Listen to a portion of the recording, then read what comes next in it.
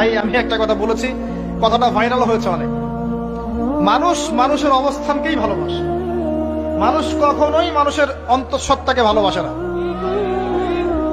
অবস্থান আপনার ভালো, আপনার পিছনে মানুষের অভাব থাকবে না।